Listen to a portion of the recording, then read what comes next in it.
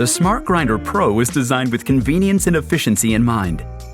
That's why you'll love having the ability to customize your grind amount for the number of shots or cups you intend on brewing.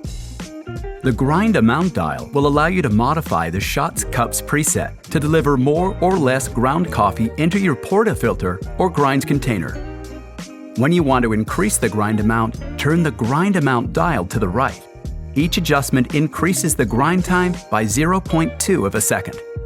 If you want to decrease the grind amount selected, turn the grind amount dial to the left, and the grind time will decrease by 0.2 of a second with each adjustment.